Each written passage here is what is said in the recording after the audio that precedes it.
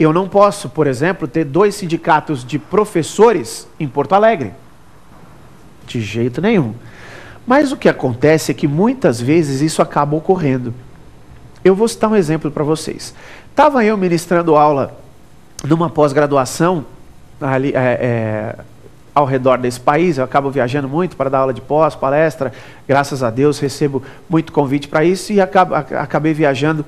Não lembro nem se era uma aula de pós ou palestra, mas uma aluna veio me perguntar, uma advogada, chegou para mim e falou: professor André, eu advogo para uma revendedora de automóveis e o meu cliente, ele está querendo, ele é dono da revendedora de automóveis e ele está querendo se filiar a um sindicato. Eu falei para ela, assim, olha, não é tão difícil não.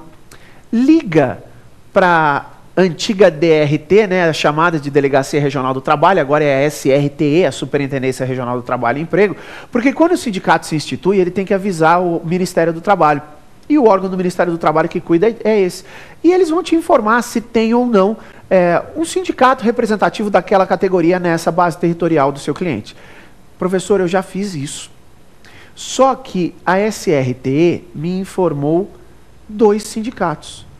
Na cidade onde eu trabalho, onde eu tenho a minha atividade como advogada, existe o Sindicato dos Revendedores de Automóveis, só que existe o Sindicato dos Comerciantes dessa cidade também. Na hora ela falou assim, o revendedor de automóvel não é comerciante? Claro que é. Eu não sei qual me filiar. Isso acontece muito, muito mesmo. Quando um descobrir da existência do outro, eles vão brigar entre eles para ver quem vai representar os revendedores de automóveis naquela categoria. Aonde é julgada essa lide? Hoje, Justiça do Trabalho. Esta lide atualmente é julgada na própria Justiça do Trabalho. Pergunta exatamente que você acabou de me fazer aí, doutor. Ou seja, as demandas entre 2 sindicatos atualmente são julgadas pela Justiça do Trabalho. Joia? Obrigado também pela sua participação. Vamos dar uma olhada lá para mais uma questão? Vamos lá? Já que o STF entendeu não haver mais a prisão por depositário infiel, não existe mais HC de competência da Justiça do Trabalho? Cuidado. Vamos tomar cuidado com algumas observações. Veja, é bem verdade que o Supremo decidiu que não deve mais haver prisão por depositário infiel. Só que ele não decidiu isso. Primeira ponderação, doutor. Ele não decidiu isso na esfera trabalhista. Ele decidiu na cível. Tanto é verdade que o ministro Ives Gandra Martins Filho, do TST, pediu para suspender as prisões por depositário infiel até que o STF se manifeste acerca do tema no judiciário trabalhista. Então vamos deixar isso bem claro, tá? Até que ele se manifeste acerca do tema no judiciário trabalhista, que não houve manifestação ainda. Bom, André, de qualquer forma, você acabou de falar que o ministro Ives Gandra Martins Filho, do TST, pediu para suspender toda e qualquer prisão até que o STF se manifeste. Por que a pergunta do doutor é relevante? Porque o STF já decidiu que a competência penal ela é genérica para ações penais. Vamos nos fixar em exemplo. O juiz do trabalho pode mandar prender em 3 situações, ocasiões em que então caberiam habeas corpus: crime de falso testemunho, crime de desacato e infiel depositário, que é uma prisão administrativa, uma prisão civil, não é crime. Crime de falso testemunho e crime de desacato, o juiz do trabalho continua podendo mandar prender. Só que o habeas corpus não seria de competência da Justiça do Trabalho.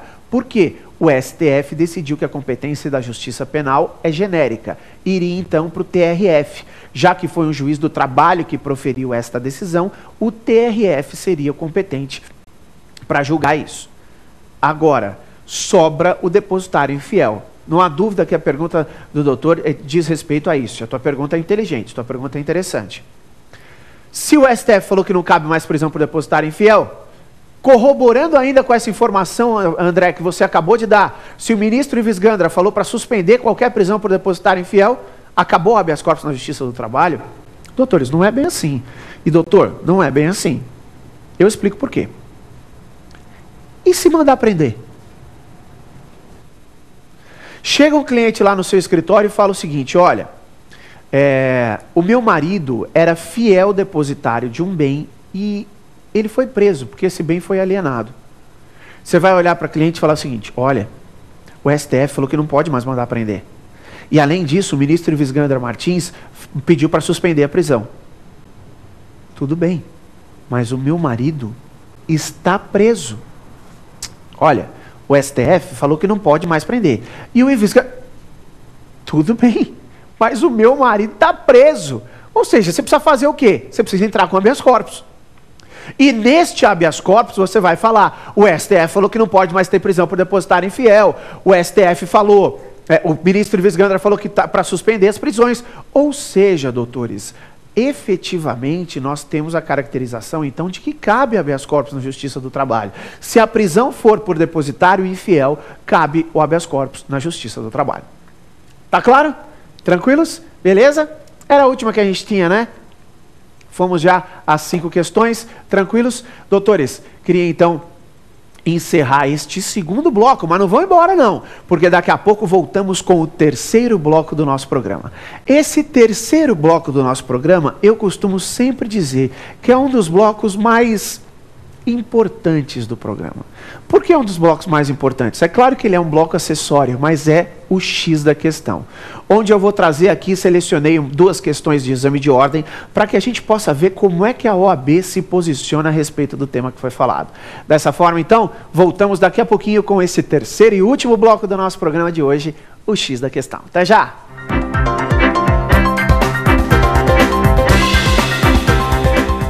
Vamos lá, doutores, voltamos então com o nosso terceiro e último bloco do programa, que é o X da questão. Muita gente tem me perguntado: André, você vive falando que é o bloco mais importante. Eu sempre gosto de fazer essa justificativa. Não quer dizer que é o bloco mais importante, porque ele acaba sendo um bloco acessório. É que sabe o que acontece?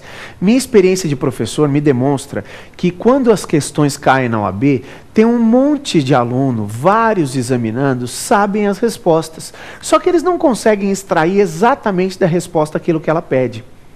Ou seja, tem dificuldade em análise do enunciado da questão. Essa parte do programa tende a trazer para vocês como que o tema dado em sala de aula, dado aqui nas outras partes do programa, pode ser efetivamente perguntado no exame de ordem. E é isso que a gente procura trazer aqui para vocês. Por isso que eu acho muito importante. Não adianta exclusivamente saber a matéria e não conseguir responder isso numa prova para concurso, numa prova de ordem. E eu tenho sempre reiterado também concurso, porque tenho percebido que tem muitos alunos aí de concurso que já são advogados, mas que têm assistido a prova final.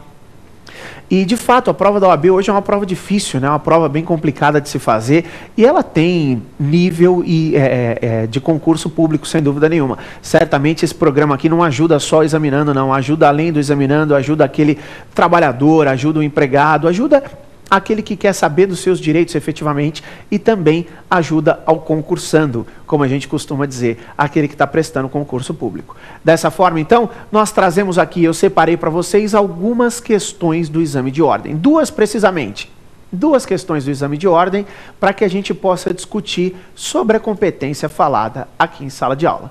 Vamos dar uma olhadinha? Vamos lá? Primeira questão. Ah, rapaz, essas questões são as que vocês mais gostam, né? É aquela 1, a 2 e a 3 estão corretas, a 3 a 4 assim, é uma praga na vida da gente. Então vamos lá, vamos dar uma olhadinha aqui, ó. Uma questão que caiu na OAB CESP. Julgue os itens seguintes relativos à competência da Justiça do Trabalho. Vamos lá, vocês vão me ajudando aí também que está assistindo para anotar o verdadeiro ou o falso aí, tá? 1. É competência da Justiça do Trabalho processar e julgar as ações de indenização por dano moral ou patrimonial decorrentes da relação de trabalho? Não há dúvida que é. Não há dúvida que é. Vamos deixar isso claro. O dano moral até teve antigamente uma celeuma danada. O dano moral é um dano oriundo da esfera civil. A CLT não fala de dano moral. Portanto, o dano moral não é aplicável na Justiça do Trabalho. E se for decorrente da relação de emprego ou de trabalho, é o juiz de direito que deve aplicar isso. Ora, por favor, pelo amor de Deus. Doutores, independe de onde há previsão do dano. Conquanto seja uma aplicação do Código Civil, o dano moral, é claro que se ele decorre de uma relação de emprego, ninguém melhor para falar sobre